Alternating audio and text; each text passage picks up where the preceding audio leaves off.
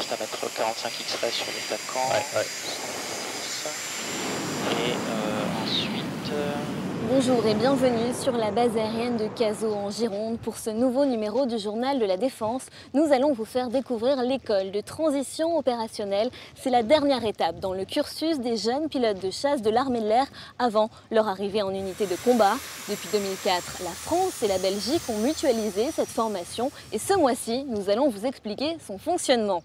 Mais avant cela, une rencontre avec des experts. Les armées disposent d'un nouvel organisme spécialisé dans la lutte contre le risque lié aux munitions et aux explosifs, Immersion. Attention danger. De la neutralisation des engins explosifs improvisés sur les théâtres d'opération au soutien interministériel lors de recherches criminalistiques sur le territoire national, les militaires aptes au déminage ont un large périmètre d'action.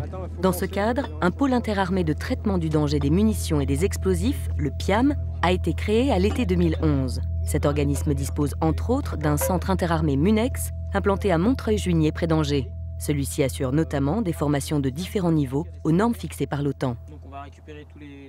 Nous avons des spécialistes qui vont attaquer les réseaux, c'est-à-dire essayer de fouiller toutes les caches d'armes, les caches de munitions. Des spécialistes qui vont aussi essayer d'appliquer des techniques d'investigation criminelle, comme des experts, pour essayer de retrouver les poseurs des bombes artisanales. Et nous avons aussi après des spécialistes pour le traitement à la fois des engins explosifs improvisés ou de toutes les munitions conventionnelles que l'on rencontre sur les théâtres d'opération ainsi que les mines. Les stagiaires français et étrangers sont formés à détecter, traiter et détruire ces engins, comme dans ce four à munitions, un dispositif sécurisé pour la destruction. Du terrain aux salles de cours, leur savoir est remis à niveau tout au long de leur carrière. Donc c'est une sous-munition anti-perce bondissante qui a un système particulier de fonctionnement, quel que soit l'angle d'impact, elle sera always fuse en système, donc elle fonctionnera quel que soit l'angle d'impact. Les groupes les plus aguerris utiliseront, eux, du matériel de pointe, comme cette tenue de déminage de 40 kg. Lors de la formation, on y va crescendo. Donc au départ, il apporte par exemple 1 heure, donc une petite intervention, et en fin de formation, il peut aller au-delà de 2 à 3 heures. L'année dernière, le centre a réalisé une 60aine de stages et ainsi formé 1100 militaires. 1.5 miles, 300 knots, flight level 180, okay. Mind the overg, please. Next level, we pull up 20, okay. Back to 180, 300 knots, 1 sweep, 2 sweep. L'intégralité de la formation se fait en anglais et sur Alpha Jet français ou belge. Bonjour lieutenant, là, vous partez, quelle va être votre mission aujourd'hui? Aujourd'hui, je pars pour une mission BFM. C'est une mission d'entraînement avec des manœuvres de combat classiques. Mon chef de patrouille et moi, nous allons voler dans une zone d'entraînement et nous allons passer en revue tous les types de scénarios lors d'une attaque d'objectifs. Et nous allons utiliser les armes dont est doté l'Alpha Jet. Je vous propose maintenant de faire le point sur le dispositif français au Kosovo. Quelles sont en 2012 les missions des militaires déployés sur ce théâtre? Ils nous répondent. Channel 110, get to approach. 1005.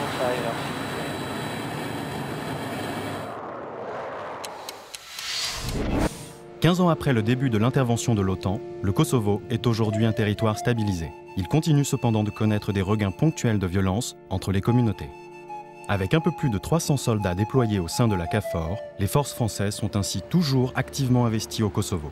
L'une de leurs principales missions consiste à assurer la sécurité à des postes frontaliers sensibles, à l'image du checkpoint Dog 31, situé dans le nord du lac de Gazivodé.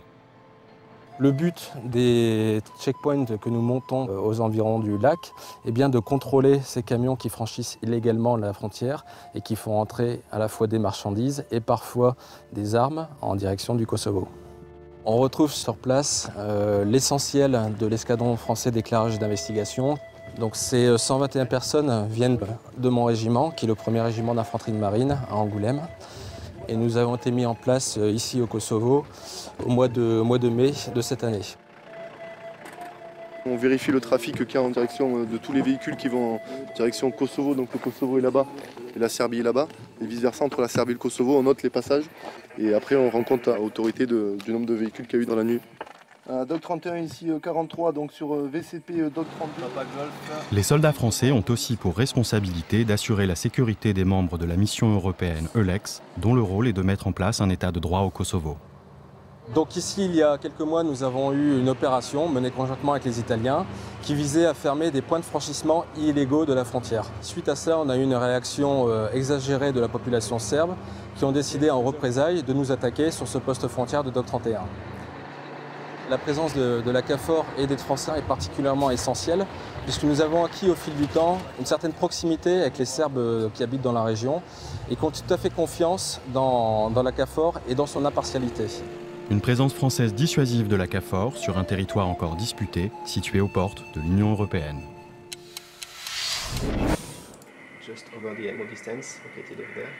En arrivant, les stagiaires savent voler. Ici, ils vont devenir des combattants. Ils vont apprendre à utiliser leur système d'armes lors de combats aériens ou pendant des attaques au sol. Ils vont réellement acquérir des notions tactiques. Un petit détour sur la mer maintenant. Depuis 2009, des équipes de protection embarquées de la Marine nationale assurent la sécurité des navires de pêche français dans l'océan Indien. Nous avons pu suivre la formation de ces hommes. Reportage. Mahé, capitale des Seychelles. Un port sous surveillance. Depuis 2007, les pêcheurs sont la cible des pirates au sud du bassin somalien. Pour écarter la menace, la France met en place un dispositif spécifique, des équipes de protection embarquées. Ces hommes de la Marine nationale assurent la protection des thoniers français et de leurs équipages. Pendant la campagne de pêche, les bateaux sont vulnérables à la merci des embarcations rapides pirates. Quelle est la mission de ces militaires et comment sont-ils entraînés? Pour le savoir, direction l'Orient.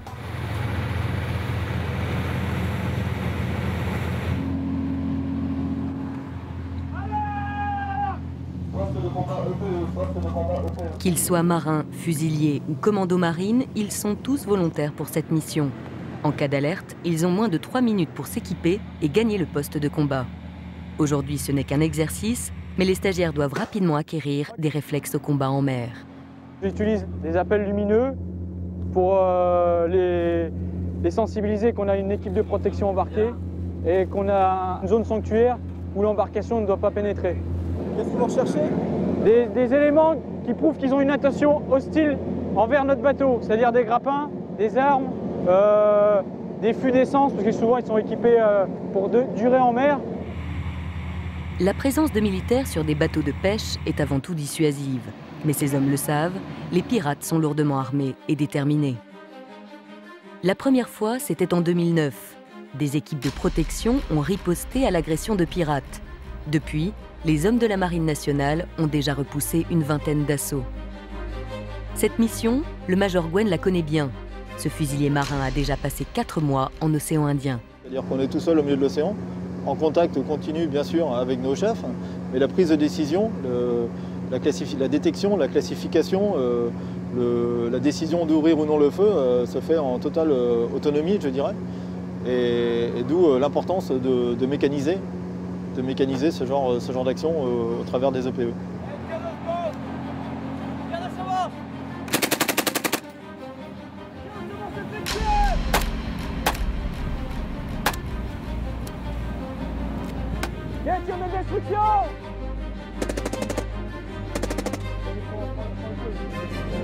Le plus dur, c'est de maintenir un niveau d'attention des équipes, je pense. Se préparer, tout le monde est prêt pour une éventuelle attaque. Le souci, c'est que, bien sûr, l'attention n'est pas continue, n'est pas constante. C'est un théâtre opérationnel, je dirais, où le plus dur, c'est de gérer l'inaction, puisque le danger peut survenir à n'importe quel moment. Plus vous allez avoir de délai pour décliner vos règles d'engagement, plus vous serez serein. Pour cette mission en eau trouble, les procédures d'emploi des armes sont strictes et conformes au droit international. Ça semble bizarre, mission de protection, des intérêts économiques français en océan Indien, mais c'est un dispositif essentiellement défensif. L'ouverture du feu n'est admise qu'en dernier recours. À l'issue de la sélection, les équipes de protection prendront le large en totale autonomie dans une zone d'action vaste comme 7 fois la France. approche Russell 110 airborne. Russell 110 approche Roger. Sans remplacer l'entraînement réel, les séances de simulateurs font partie intégrante de l'apprentissage. Comme l'Alpha Jet français, cet outil a été modernisé au menu de nouveaux équipements de combat et de navigation. Tout cela pour mettre en cohérence les deux flottes. Et tout de suite, je vous emmène sur la Seine à Paris. Nous avons pu tester la nouvelle embarcation d'assistance et de secours aux victimes des sapeurs-pompiers spécialisés dans les interventions aquatiques. Un véritable camion flottant, regardez.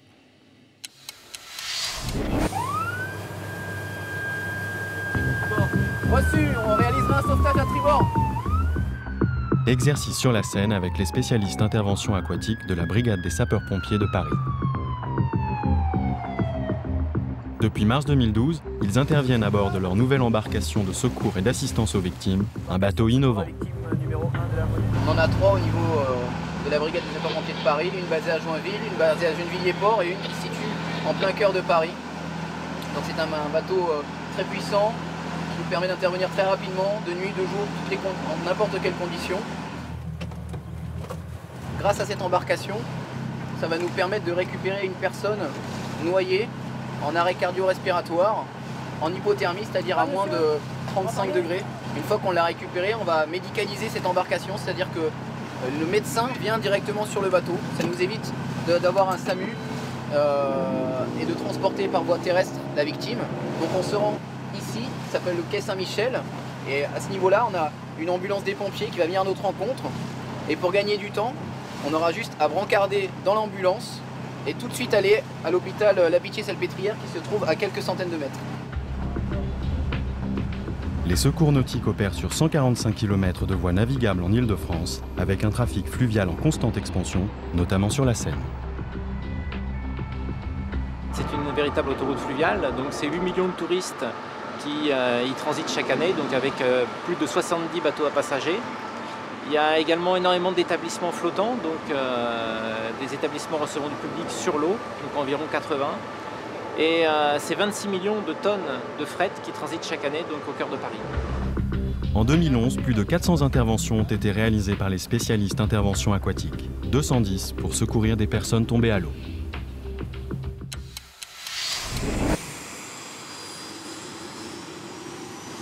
Bonjour colonel, vous commandez cette école, alors pour commencer, est-ce que vous pouvez nous donner quelques chiffres clés? L'école de transition opérationnelle est une unité franco-belge qui forme chaque année 50 stagiaires pilotes de chasse à l'art du combat aérien.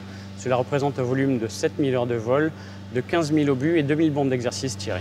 Et comment adaptez-vous la formation des stagiaires en fonction de leurs futurs avions? Tous les stagiaires pilotes de chasse effectuent un tronc commun et à l'issue de leur affectation sur Mirage F1, Mirage 2000, Rafale ou F-16 pour les Belges, ils sont orientés suivant deux grandes dominantes qui sont la défense aérienne et l'attaque au sol. Justement, cette coopération franco-belge a-t-elle changé votre manière d'instruire? Le rapprochement a été grandement facilité car nous sommes tous formés selon des standards OTAN. Néanmoins, il a fallu harmoniser des textes et des réglementations et la totalité de l'instruction s'effectue en langue anglaise. Merci colonel et merci de nous avoir accueillis ici et nous rendez-vous le mois prochain sur LCP.